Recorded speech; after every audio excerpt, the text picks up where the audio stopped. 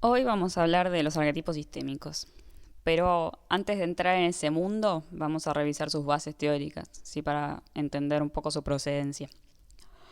Los arquetipos sistémicos son una herramienta que vamos a poder comprender teniendo en cuenta sus raíces, ¿sí? Es decir, la teoría general de los sistemas.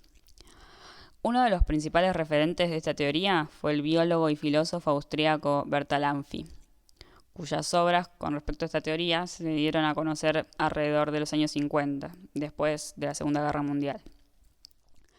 Según esta teoría, se entiende como sistema a un conjunto de elementos que se relacionan como un todo. Para dar un ejemplo, podemos decir que cada órgano del cuerpo se encuentra vinculado con otro, y que el funcionamiento de cada órgano afecta el funcionamiento global del cuerpo. De esta manera, para comprender el funcionamiento del cuerpo, es necesario comprender el funcionamiento de sus partes y su rol en el desempeño global del organismo. Así, esta teoría da lugar a la interconexión de las partes de un sistema, pero también nos dice que los sistemas son abiertos, es decir, que cada sistema se relaciona con otro sistema y que los mismos pueden interrelacionarse y modificarse entre sí. Y esto da lugar a la noción de contexto, ¿sí? Cómo el contexto puede afectar un sistema, ya que el contexto también es otro sistema. Y cada sistema se relaciona uno con otro. De esta manera podemos comprender las partes si observamos sus interrelaciones, pero realmente no podemos comprenderlas en profundidad si las consideramos aisladas del todo. Es por eso que esta teoría afirma que el todo es más que la suma de las partes. Ahora sí, comencemos a preguntarnos qué es un arquetipo. Los arquetipos sistémicos son una herramienta de análisis que nos permite ver los sistemas complejos como totalidades, con el fin de identificar puntos de apalancamiento del sistema y plantear posibles soluciones a determinados problemas. Los puntos de apalancamiento serán aquellas circunstancias en las que podremos aplicar algún mecanismo con el fin de generar un cambio.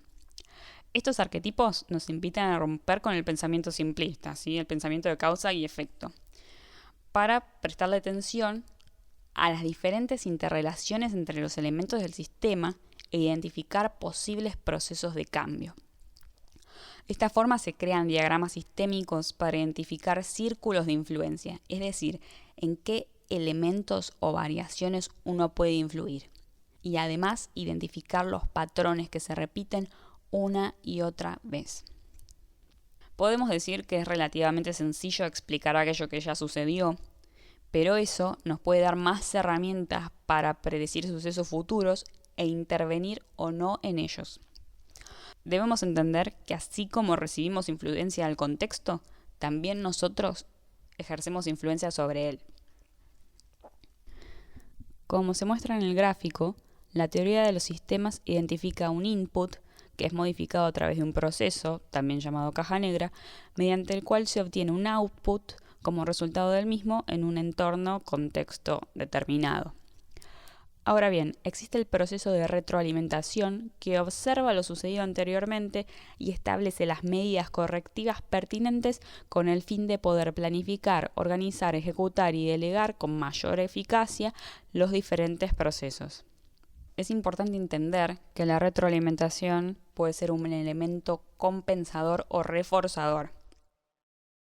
La retroalimentación va a ser un elemento compensador cuando el sistema busca la estabilidad y la autocorrección con el fin de mantener una meta o llegar a un objetivo, ¿sí? Es importante mencionar que la planificación crea procesos compensadores a largo plazo, justamente para llegar a los objetivos propuestos. Cuando algo no sale como espero, compenso. La retroalimentación es un elemento reforzador cuando existe un cambio pequeño que se alimenta por sí mismo y produce más movimientos en la misma dirección, amplificando la situación. Es decir, continuamos profundizando aquello que se venía haciendo. Esto puede implicar el incremento o el crecimiento de un proceso, pero también puede resultar en la aceleración de la decadencia. Entonces hay que tener cuidado.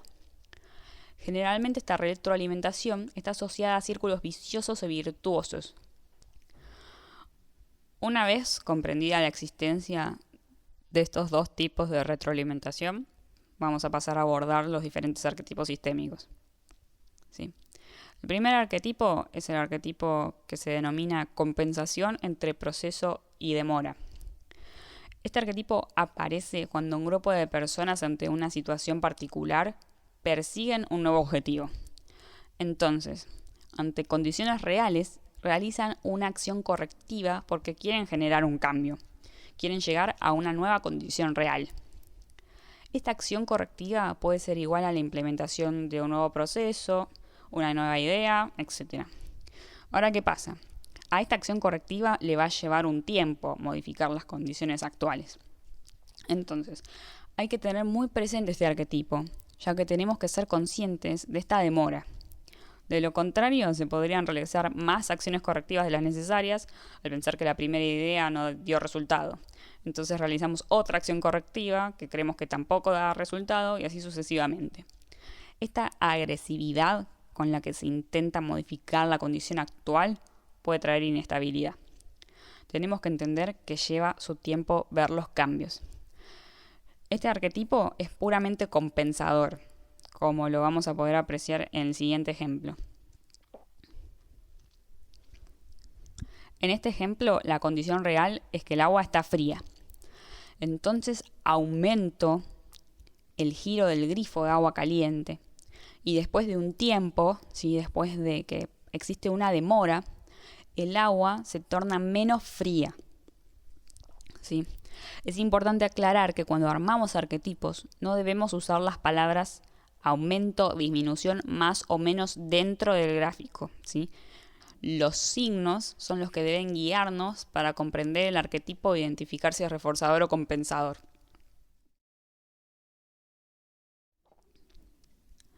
El próximo arquetipo se llama límites de crecimiento.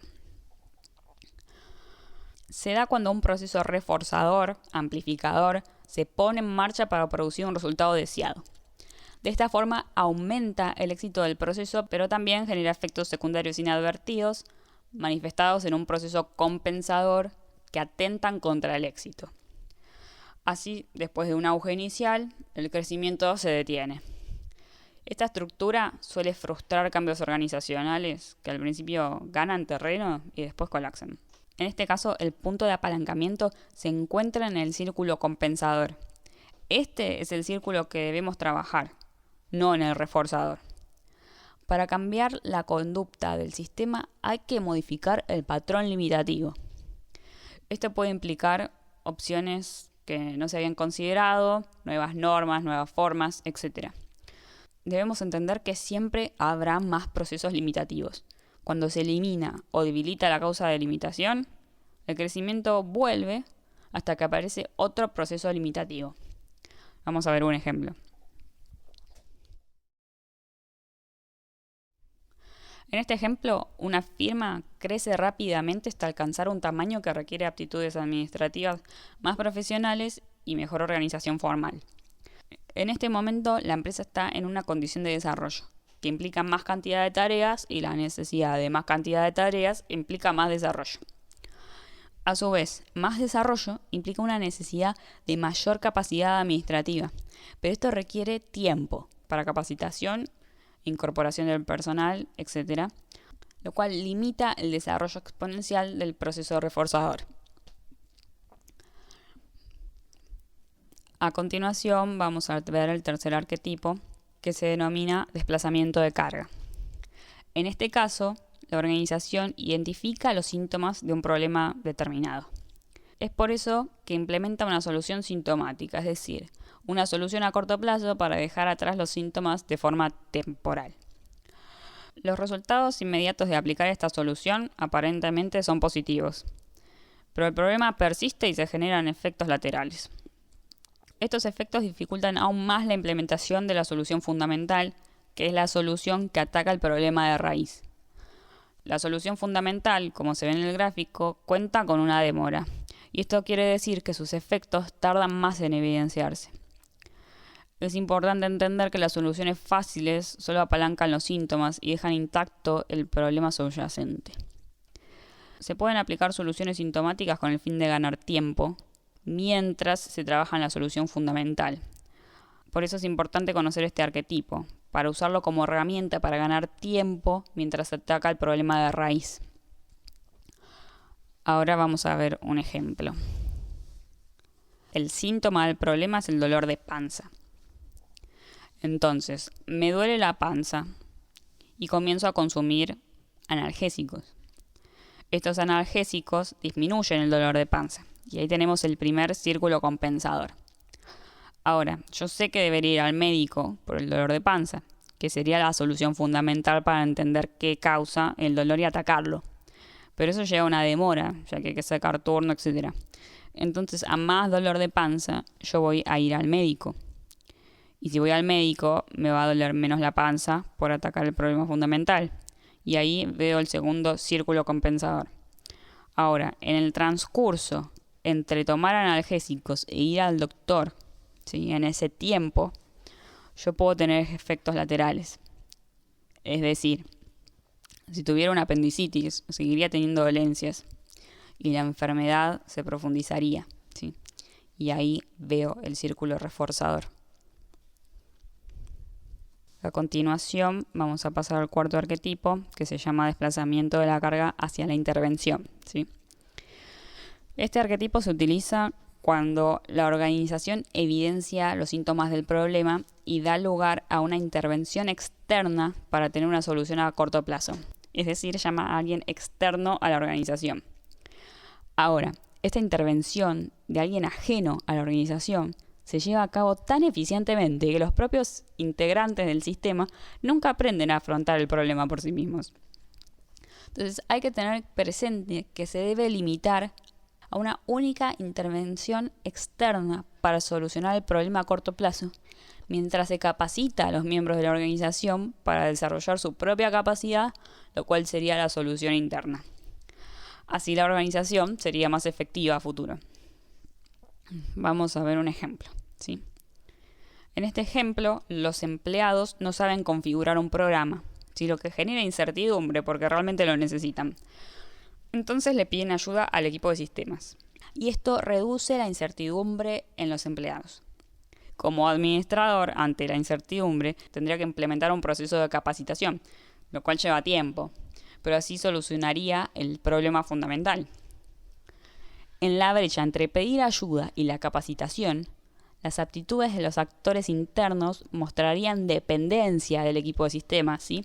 Los empleados de un determinado sector dependen del equipo de sistema para poder trabajar, porque si no, no podrían configurar el programa. Ahora, ¿qué pasaría si la persona que ayuda a configurar el programa ya no estuviese en la empresa?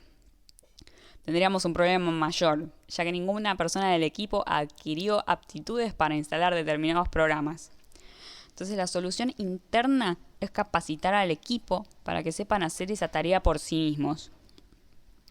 Ahora vamos a ir al quinto arquetipo, que se denomina erosión de metas. En este caso existe una brecha entre la meta y la condición actual. La organización inicialmente quiere cumplir esa meta a largo plazo, pero se ve en tentación de modificarla temporalmente, planteando una solución a corto plazo y ajustando la meta deseada. Esta solución a corto plazo implica el deterioro de la meta fundamental a largo plazo y reduce las expectativas de la meta original. Es decir, va dejando de lado la meta original. Así, la organización necesita mejorar las condiciones, lo cual lleva tiempo, para llegar a la meta a largo plazo, ¿sí? Y en el interín procede a ajustar su meta como solución a corto plazo. Vamos a ver un ejemplo. La condición actual consiste en que la empresa tiene retrasos en las entregas, mientras que la meta implica ser puntuales con las entregas de los clientes. Para solucionar este problema, la empresa decide alargar el tiempo de entrega prometido, reduciendo las expectativas de los clientes y los problemas de puntualidad. ¿Qué está pasando acá? Están realizando ajustes a la meta determinada. Y acá se ve el primer círculo compensador. A su vez, la organización debe realizar acciones para mejorar las condiciones actuales, como contratar más repartidores. Esto lleva una demora, pero debe realizarse para mejorar las condiciones actuales de los retrasos y reducir esa brecha. Y acá vemos el segundo círculo compensador. De lo contrario, la solución a corto plazo significa un deterioro de una meta fundamental a largo plazo. Ahora vamos a proceder con el arquetipo número 6, que se denomina escalada. Este arquetipo se da cuando dos organizaciones entienden que su bienestar depende de una ventaja relativa de una sobre la otra. Ambas organizaciones van a competir entre sí, pero si lo hacen abruptamente con agresividad, se puede generar un círculo que atente contra su supervivencia. Se debe buscar un modo en el que ambas partes ganen o alcancen sus objetivos. Por ejemplo, una compañía diseñó un cochecito para llevar 3 bebés, actividad de A, y casi simultáneamente surgió un competidor B. La empresa A es líder en el mercado, por lo que, al inicio, ubicándonos en el centro del gráfico, podemos decir que A está ganando, y por lo tanto los resultados de A en relación con B son positivos. Si la empresa A está ganando, hace menos esfuerzo para ejecutar determinada actividad. Por ejemplo, no realiza ninguna mejora en sus precios o no hace tanta publicidad para vender más. Como A se siente ganadora, no hace demasiado esfuerzo y aún así logra buenos resultados. Los buenos resultados de A aumentan los resultados de A en relación con B.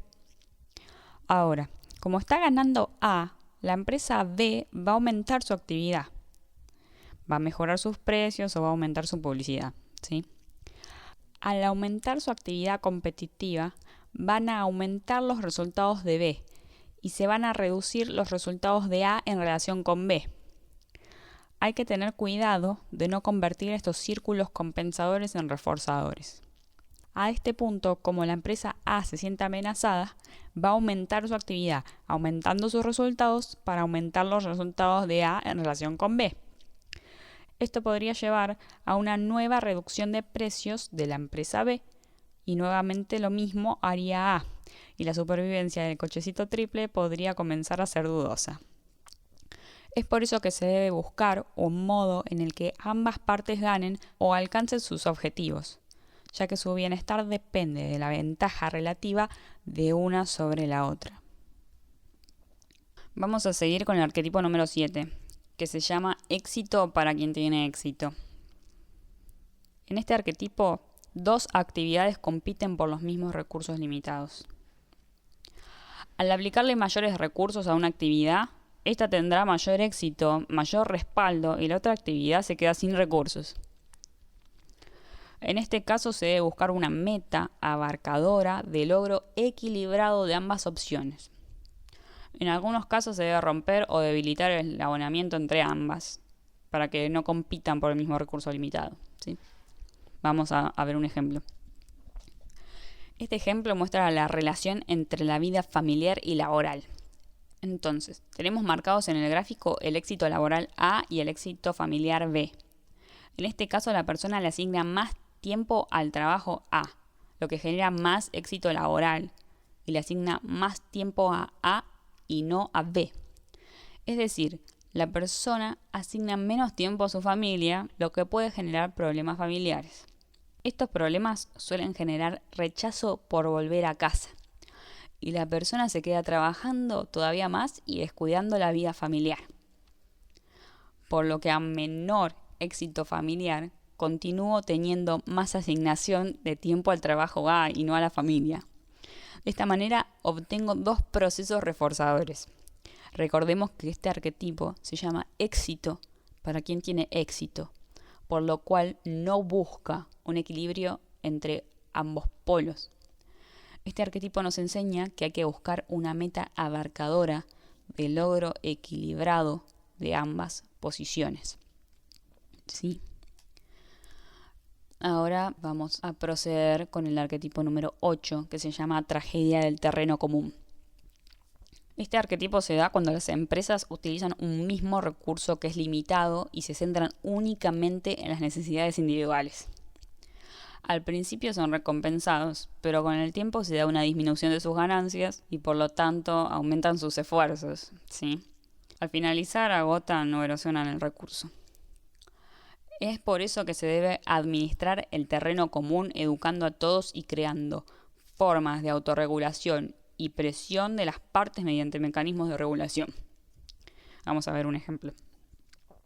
Un ejemplo puede ser el agotamiento de un recurso natural cuando varias compañías lo explotan o también problemas de contaminación, ¿no? En este caso, el balanceo se da en el momento en el que existe una demora. Ambas carpinterías explotan un recurso natural, como pueden ser los árboles. Aumentan y aumentan sus ventas, así que son los círculos reforzadores, aumentando la actividad total, pero existe un límite de recursos, ya que los árboles tardan en crecer. Esta es la demora que genera los círculos compensadores. Por eso deben administrar el terreno común para poder seguir operando, ¿sí? Vamos a continuar con el arquetipo número 9, que se denomina soluciones rápidas que fallan. Este arquetipo muestra que ante la aparición de un problema se emplea una solución a corto plazo. La organización realmente no lo nota, ya que existe una demora, pero pronto saldrán a la luz las consecuencias no buscadas por haber empleado la solución a corto plazo, ¿sí? Las soluciones a corto plazo solo deben ser utilizadas para ganar tiempo mientras se trabaja en la solución fundamental. Vamos a ver un ejemplo. En este ejemplo, el problema es que tengo una deuda por un préstamo que pedí anteriormente. Para solucionar ese problema, implemento una solución a corto plazo. Es decir, pido un nuevo préstamo para pagar los intereses del préstamo anterior. Con lo cual, más tarde, voy a tener que pagar más dinero, ya que tengo los intereses del nuevo préstamo, lo que aumenta aún más mi deuda, ¿sí? El círculo compensador se da cuando, para solucionar el problema, dejo de aplicar únicamente soluciones a corto plazo e identifico y trato la solución fundamental, ¿sí? Finalmente vamos a pasar al arquetipo número 10, que se denomina crecimiento y subinversión. Este arquetipo tiene lugar cuando la organización está pensando en crecer y tiene que decidir si crecer rápidamente o paulatinamente. Si la empresa decide crecer rápidamente, tiene que pensar que sus competidores van a cambiar, y estos ya van a tener una estructura consolidada para operar a ese nivel. En este caso, si la empresa tiene un potencial genuino para el crecimiento, debe construir capacidad anticipándose a la demanda y tiene que sostener su visión y mantener las metas. La inversión en este caso tiene que ser rápida para impedir la reducción en el crecimiento, la reducción de las metas establecidas y de las expectativas. Cuando tiene una necesidad percibida de invertir, hay que tener en cuenta la visión futura de la organización, a dónde se quiere llegar. Muchas veces, en vez de capacitar al personal y crecer despacio, se opta por un crecimiento excesivo que termina en ofrecer menor calidad y tener una mayor competencia. Veamos un ejemplo, así se comprende mejor. En este ejemplo, la organización busca aumentar sus ventas y para eso establece como acción creciente empezar a transportar sus propios paquetes, es decir, empieza a hacer envíos de sus productos. Ante esta situación, se incrementa la demanda de los clientes. Los clientes le piden más productos, lo que también aumenta el transporte de paquetes.